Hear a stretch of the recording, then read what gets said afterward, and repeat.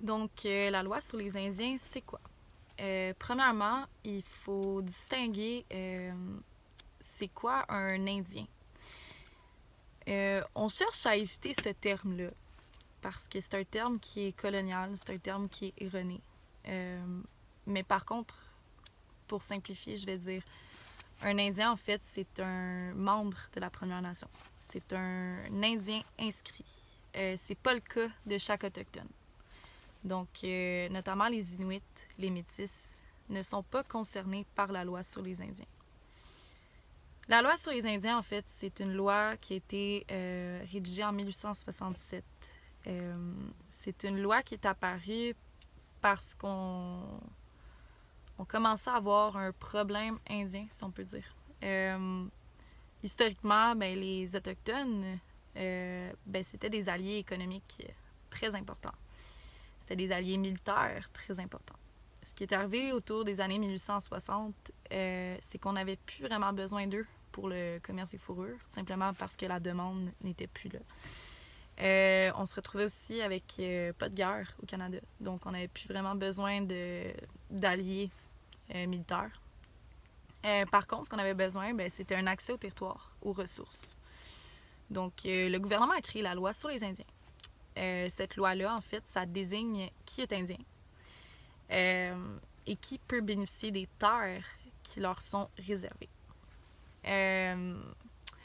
Cette loi-là, il faut comprendre, c'est pas quelque chose qui les aide, au final. Le but de cette loi-là, en fait, est de regrouper les Autochtones dans des lieux qui leur sont dédiés et d'accaparer les territoires autour. Donc, plus tôt, je vous ai dit qu'on se trouve sur des terres majoritairement non cédées.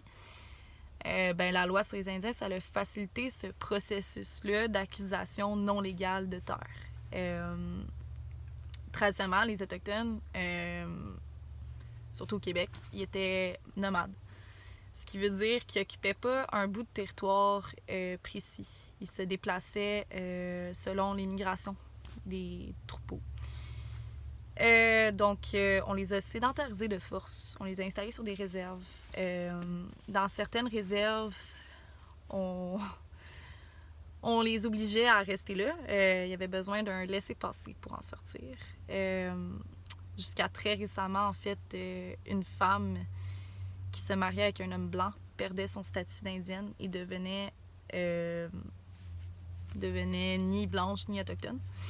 Ces enfants, donc, n'avaient pas de titre autochtone, n'étaient pas reconnus comme autochtones. Heureusement, ça l'a changé. Donc, la loi sur les Indiens, en fait, c'était une loi d'assimilation. C'était un peu comme dire, si vous n'êtes pas comme nous, vous allez aller dans ces réserves-là. Ces réserves-là, en fait, ils sont 100% administrés par le gouvernement fédéral. De même que ses occupants. Donc, lorsqu'on est un Indien inscrit, on est sous la tutelle gouvernementale. On est considéré un enfant de la couronne. Jusqu'à 1960, de ce fait, les membres des Premières Nations n'avaient pas le droit de vote. Ils ne pouvaient aucunement s'impliquer dans la sphère politique. Ça, heureusement, ça l'a changé, oui. Mais il y a encore des contraintes qui viennent avec la loi sur les Indiens encore aujourd'hui. Un exemple, c'est que si les jeunes sur les réserves désirent entamer des études postsecondaires, ils doivent renoncer à leur statut d'Indien. Ce que ça veut dire, c'est qu'une fois les études complétées, ils ne peuvent tout simplement pas revenir sur leur réserve. Ils ne peuvent pas ramener avec eux leur expertise, leur savoir, tout simplement parce qu'ils ne sont plus indiens.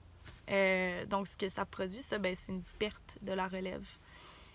On peut comprendre que c'est une entrave très importante pour leur développement économique en tant que communauté. Donc, voilà pour la loi sur les Indiens. J'en aurais vraiment plus à dire, mais je dois synthétiser le tout. Je vous invite à vous renseigner par vous-même. C'est quelque chose de très intéressant comme sujet, mais aussi très complexe. Donc voilà. Maintenant, on comprend qu'en tant qu'Indien inscrit, on relève de la responsabilité gouvernementale. Je vais vous parler des pensionnats dans ma prochaine vidéo.